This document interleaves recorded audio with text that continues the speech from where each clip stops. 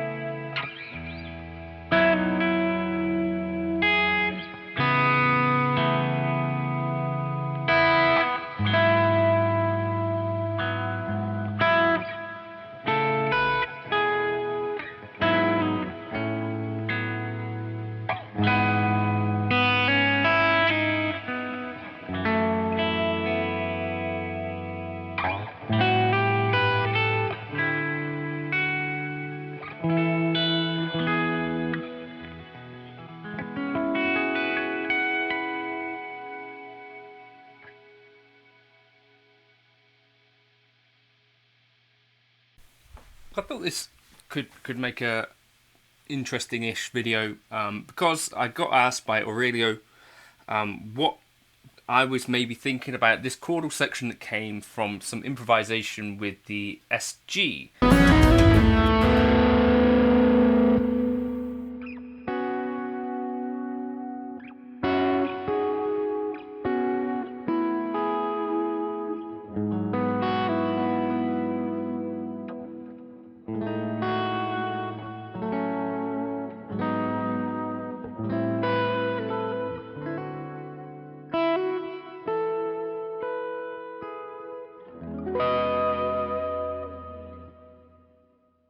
And I don't know, you might have noticed that kind of my videos start with some chordal playing and in many cases end with some chordal playing.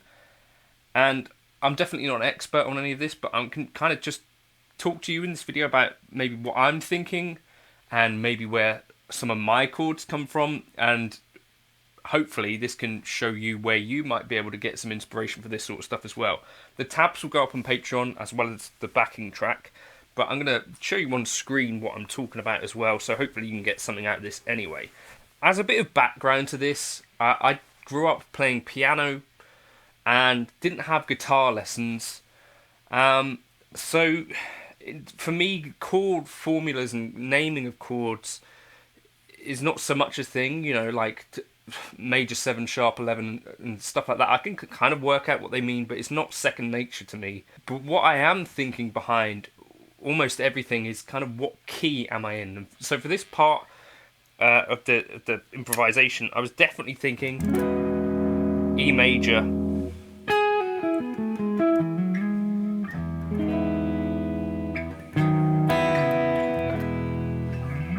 Okay, and so the first thing for me is that instead of kind of just thinking about, so the first place as a guitarist that I used to get chords from would be kind of chord books, and you see these things where you have the fretboard diagrams and your chords that you see all over the place. You know, these things, some of them might sound okay, some of them not so much.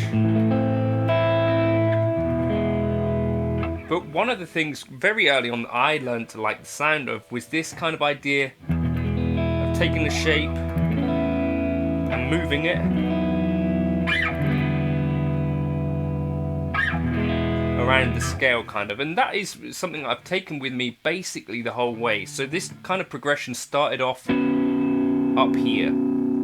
So if you follow my thumb here, probably in my head I was kind of thinking of B as the root note, so chord 5. So what else have we got here? We're at the 7th fret, we've got the root, we've got the 5th, and then we got the 2nd here. So I was probably thinking of chord 5 or B, but instead of having the 3rd, take the third out and have the 9 instead, or the sus2, and then that becomes a movable shape, which I really love the sound of that sort of thing. So you could play that on your E, so up here on the 14th fret, on your B, or on your A.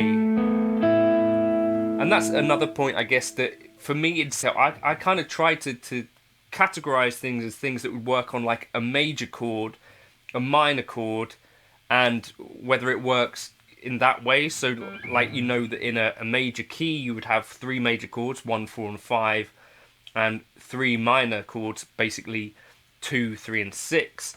You know, do these chords work over the majors, or do they work over the minors? That sort of thing, and kind of thinking about things in that way so that you can get lots of use out of them. Anyway, so we go like this. So we got our kind of B sus chord, and then I kept this note here the same, and that's a principle as well that you kind of talk about, voice leading and stuff like that. There's nothing really complicated going on here. It's just I'm trying to find things that are relatively close to each other, as that can help it sound kind of more intentional. So I kind of went to this kind of then C sharp minor based thing. So if you had a C sharp minor triad, you'd have 11, 3rd, 5th.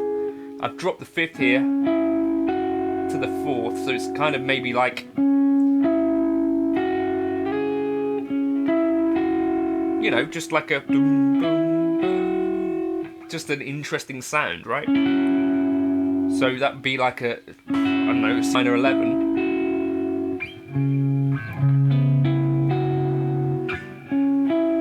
So it's like a smaller version of that. Another thing that I kind of learned is that the sound of smaller chords like these can be a bit more mysterious, and you don't have to play every single string to get something out of this. So chord 1, B sus, then moving up here to this kind of C sharp minor 11, and then because I can see that in my E major scale these notes would be available too, because I've kind of visualized these things before, 13, 11, 9, and that's again kind of like that C sharp minor 11 just moved up.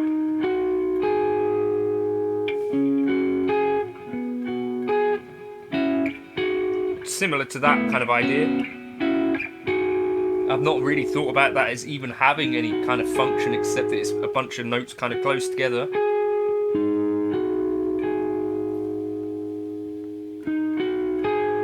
Just sounds like it wants to go somewhere. So then I moved it back to that chord, and then down to here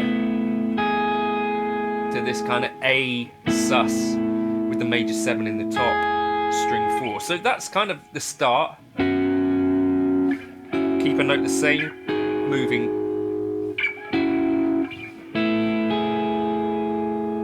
You know, these might not be chords that you'd hear somewhere, and I'm just trying to explain where these things for me come from. Then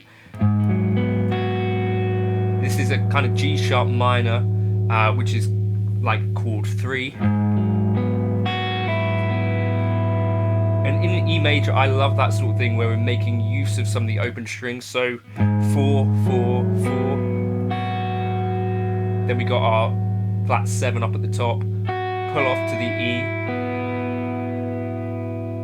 and then back down. And normally for me, anytime I play chord 3,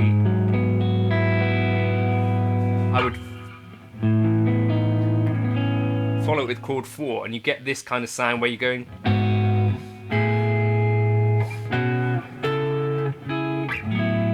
You know, it kind of just leads quite nicely. So if you were going from chord 1, for example, your ear, 3, chord 4. But in this particular case, I was reaching for the uncommon chord, something that I wouldn't normally play. Kind of a darker version of an A. We got the 6 at the top, the major 9 here, quite low in the voicing. Third, sharp 11. And that's not really that I was thinking about anything particularly there, just that I know that these notes are available in E major, and because I'm very much thinking of E major as home for this, that's an option. And then because it had that 6 in it and had that darker sound, I think my ear was drawn to the idea that it was a kind of F sharp minor, which it could be as well. So it kind of had that feel that it wanted to pull there. So then I went to 4-2-2, just a basic F minor triad. And like I said before, I tried to do things that are moving kind of stepwise. So next F minor, G sharp minor, so 4-4-4-4. And also, here's another idea, things that are simple to play, you're more likely to do. And I think I've heard Joe Pass talk about this. Like, you could learn really crazy chord grips, but if you can't necessarily get to it super quickly, it may never actually come out in your playing. And so things that I have ended up gravitating towards are these really simple grips that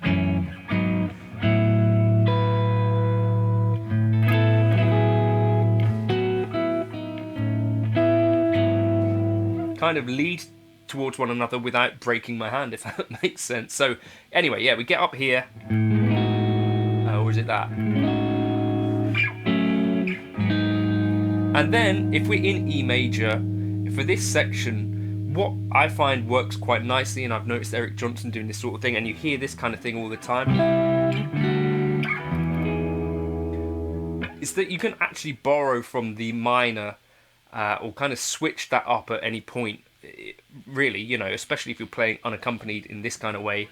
So if we're playing in E major, chords from E minor or G major also work.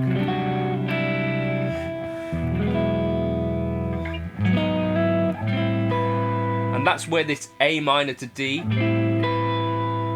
so like an A minor 9. So we've got just 5, 5, then a 7, like that. And then we can come back to our E major. So then I come up to like an E sus, 5, 9, 10, and that's the sus there. That's going to come down to our third. That's the kind of voicing that I use for major all the time. I've done videos on spread triads.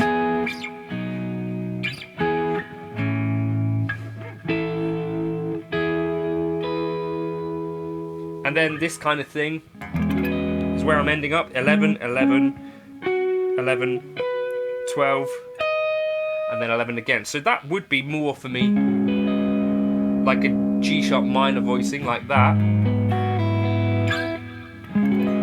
But if you stick an E in the bass, it can basically become like an E major style chord.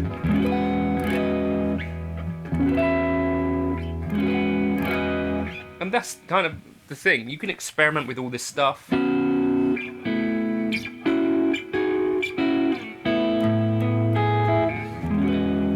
that's basically what I've done. Kind of be led by what sounds good to you.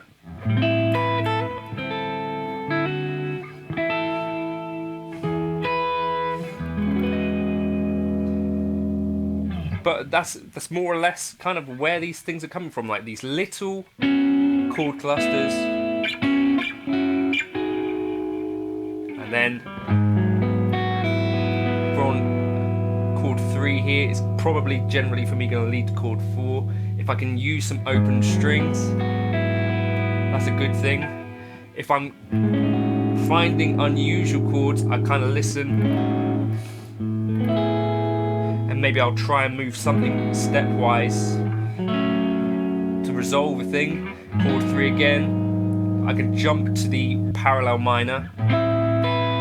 So if I'm in E major, stuff that would naturally occur in E minor kind of will work quite nicely as a place we can go.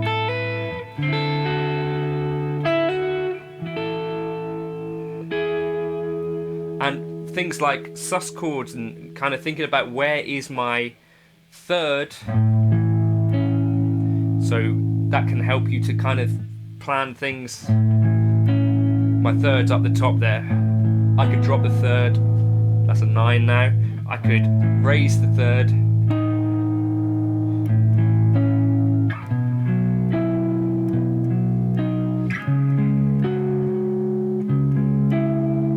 and being able to sort of not so much be prescriptive about, you know, whether you know what these chords are, but recognizing that any chord is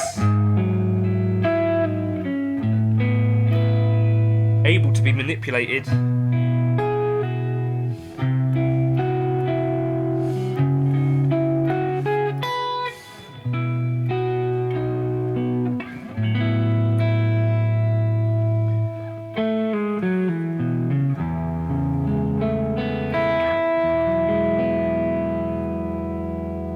and that for me is where chords come from. You know, check out your favourite players. If it's someone like Eric Johnson, really look into what's actually going on. Try and figure out what they're doing, and get comfortable with this idea that any chord is not just a grip. It's a thing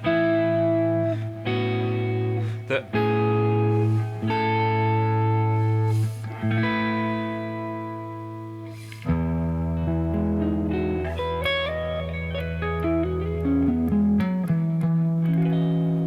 something that can be moved around, something that is able to be moved. So I hope that is somewhat, I don't know, not a total waste of your time. That's kind of how I think about chords in a lot of ways. You want to have your comfortable grips that you go to all the time. I'll do another video on what some of these things are for me, like grips, but also be aware that you don't have to play every string all the time.